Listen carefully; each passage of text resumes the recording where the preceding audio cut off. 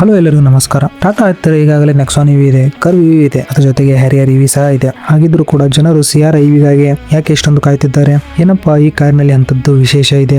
ಯಾಕೆ social ಮೀಡಿಯಾಗಳಲ್ಲಿ car lovers ಮಧ್ಯೆ EV market ನಲ್ಲಿ ಇಷ್ಟೊಂದು ಕ್ರೇಜ್ ಕ್ರಿಯೇಟ್ ಆಗ್ತಾ ಇದೆ? ನನ್ನ ಪ್ರಕಾರ ಸಿಆರ್ ಇವಿ ಭಾರತದ ಮತ್ತೊಂದು ಎಲೆಕ್ಟ್ರಿಕ್ ಕಾರ್ ಆಗೋದಿಲ್ಲ. ಇದು ಭಾರತದ ಬೆಸ್ಟ್ ಆಲ್ ಗ್ರೌಂಡರ್ ಇವಿ ಆಗುವ ಎಲ್ಲ ಲಕ್ಷಣಗಳು ಕಾಣ್ತಾ ಇದೆ. ಇದು ಕೇವಲ ಬ್ಯಾಟರಿ ರೇಂಜ್ ಅಥವಾ ಪವರ್ ಬಗ್ಗೆ ಅಲ್ಲ, ಇದರ ಹಿಂದಿರುವ ಕಾರಣವು ತುಂಬಾ ಇಂಟ್ರೆಸ್ಟಿಂಗ್ ಆಗಿದೆ. ಹಾಗಾದ್ರೆ ಈ ವಿಡಿಯೋವನ್ನ ಕೊನೆ ತನಕ ನೋಡಿ. ವಿಡಿಯೋ ಚಲೋ ಮಾಡೋಣ ಬನ್ನಿ. ಮೊದಲೇದಾಗಿ ನೋಡೋದಾದ್ರೆ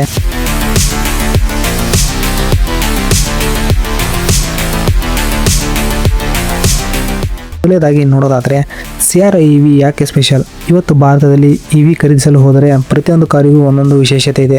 ನೆಕ್ಸಾನ್ ಇವಿ ಬೇಕಾದ್ರೆ ಪ್ರಾಕ್ಟಿಕಲ್, ವಿಂಡ್ಸರ್ ಇವಿ ಬೇಕಾದ್ರೆ value for money, Mahindra BE6 ಮತ್ತು XEV9 ಬೇಕಾದ್ರೆ ಫ್ಯೂಚರ್ ಮತ್ತು ಡಿಸೈನ್, ಹ್ಯಾರಿಯರ್ ಇವಿ ಬೇಕಾದ್ರೆ ಪ್ರೀಮಿಯಂ ಫೀಲ್ ಕೊಡುತ್ತೆ. ಆದ್ರೆ ಸಿಆರ್ ಇವೆಲ್ಲದರ ಕಾಂಬಿನೇಷನ್ ಆಗಿ ಬರ್ತಾ ಇದೆ ಅನಿಸ್ತಾ ಇದೆ. ಅಂದರೆ ಪ್ರಾಕ್ಟಿಕಲ್ ಕೂಡ, ಪ್ರೀಮಿಯಂ ಕೂಡ, ಸ್ಟೈಲಿಶ್ ಕೂಡ, ಎಮೋಷನಲ್ ಕನೆಕ್ಷನ್ ಕೂಡ ಇದು ಹೊಂದಿದೆ. ಈ ಎಲ್ಲ ಕಾರಣಗಳಿಂದ ಟಾಟಾ ಸಿಆರ್ ಇವಿ ಉಳಿದ ಎಲ್ಲ ಇವಿಗಳಿಗಿಂತ ವಿಭಿನ್ನವಾಗಿ ಕಾಣ್ತಾ ಇದೆ.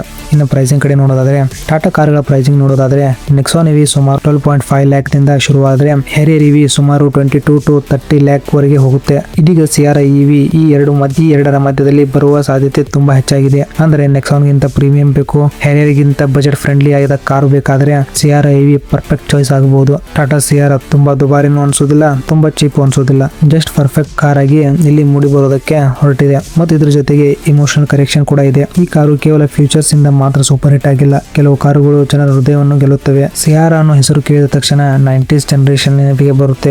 ಈಗ ಅದೇ ಹಳೆ ಸಿಆರ್ ಹೊಸ ಮಾಡರ್ನ್ ಡಿಸೈನ್ ನಲ್ಲಿ ಬರ್ತಾ ಇದೆ. ನಿಜವಾಗೂ ಹೇಳ್ಬೇಕಂದ್ರೆ ಟಾಟಾ ಸಿಆರ್ ಇವಿ ತುಂಬಾನೇ ಅಟ್ರಾಕ್ಟಿವ್ ಆಗಿ ಕಾಣಿಸ್ತಾ ಇದೆ. ಇದು ನನ್ನ ಪರ್ಸನಲ್ ಒಪಿನಿಯನ್ ಸಹ ಆಗಬಹುದು. ನನ್ನ ಪರ್ಸನಲ್ ಒಪಿನಿಯನ್ ಪ್ರಕಾರ ಓಲ್ಡ್ ಸಿಆರ್ ಗಿಂತ ನ್ಯೂ ಸಿಆರ್ ಇವಿ ಡಿಸೈನ್ ನನಗೆ ತುಂಬಾನೇ ಇಷ್ಟ ಆಯ್ತು. ಇದಷ್ಟೇ ಅಲ್ಲ, ಈಗ ತಾನೇ ರಿಲೀಸ್ ಆದ ಒಂದು ಟ್ರೈಲರ್ ನಲ್ಲಿ ಟಾಟಾ ಸಿಆರ್ ಇವಿ ಅತ್ಯಂತ ಕಷ್ಟಕರವಾದ ಡಿಸರ್ಟ್ ಏರಿಯಾವನ್ನು ಏರಿ ಹೊಸ ಸಾಧನೆ ಮಾಡಿದೆ. ಇದಾದ ನಂತರ ದೊಡ್ಡ ಪ್ರಶ್ನೆ, ಹ್ಯಾರಿಯರ್ ಇವಿ ಬೆಸ್ಟ್ ಅಥವಾ Sierra EV best? On paper ನೋಡಿದ್ರೆ ಹ್ಯಾರಿಯರ್ ಇವಿ ತುಂಬಾ ಪವರ್ಫುಲ್, ಪ್ರೀಮಿಯಂ ಮತ್ತು ಫ್ಯೂಚರ್ ಲೋಡೆಡ್ ಆಗಿರಬಹುದು. ಆದ್ರೆ ರಿಯಲ್ ಮಾರ್ಕೆಟ್ ನಲ್ಲಿ ಸಿಆರ್ ಇವಿ ಜಾಸ್ತಿ ಸೇಲ್ ಆದರೂ ಆಶ್ಚರ್ಯವಿಲ್ಲ. ಯಾಕೆ ಗೊತ್ತಾ? ಒಂದು ಉದಾಹರಣೆ ಹೇಳ್ತೀನಿ ಕೇಳಿ. ಸ್ಕಾರ್ಪಿಯೋ ಎನ್ ಮತ್ತು XEV7X ಆನ್ ಪೇಪರ್ ನೋಡಿದ್ರೆ XEV7X ತುಂಬಾನೇ ಬೆಟರ್ ಚಾಯ್ಸ್. ಹೆಚ್ಚು ಫ್ಯೂಚರ್, ಹೆಚ್ಚು ಟೆಕ್ನಾಲಜಿ, ಹೆಚ್ಚು ವ್ಯಾಲ್ಯೂ ಫಾರ್ ಮನಿ. ಆದ್ರೆ ಸೇಲ್ಸ್ ನೋಡಿದ್ರೆ ಸ್ಕಾರ್ಪಿಯೋ ಎನ್ ಕೂಡ ಅಷ್ಟೇ ಸ್ಟ್ರಾಂಗ್. ಯಾಕಂದ್ರೆ ಭಾರತದ ಜನರಿಗೆ ಫ್ಯೂಚರ್ ಮಾತ್ರ ನೋಡಿ ಕಾರನ್ನು ತೆಗೆದುಕೊಳ್ಳುವುದಿಲ್ಲ, ಫೀಲಿಂಗ್ ನೋಡಿ ಕಾರು ತೆಗೆದುಕೊಳ್ತಾರೆ, ಬ್ರ್ಯಾಂಡ್ ಕನೆಕ್ಷನ್ ನೋಡಿ ತೆಗೆದುಕೊಳ್ತಾರೆ. ಅದೇ ಮ್ಯಾಜಿಕ್ ಸಿಆರ್ ಇವಿ ಕೂಡ ಮಾಡಬಹುದು ಅಂತ ಅನಿಸ್ತಾ ಇದೆ. ಇವಾಗ ಸಿಆರ್ ಇವಿಯ ಬಿಗ್ಗೆಸ್ಟ್ ಅಂತ ಏನು ಗೊತ್ತಾ? ಇದಕ್ಕೆ ಡೈರೆಕ್ಟ್ ಆಗಿ ಕಾಂಪಿಟೇಷನ್ ಗಳೇ ಇಲ್ಲ. ನೆಕ್ಸಾನ್ ಇವಿಗೆ ಕರ್ವ್ ಇವಿ ಇದೆ, ಹ್ಯಾರಿಯರ್ ಇವಿಗೆ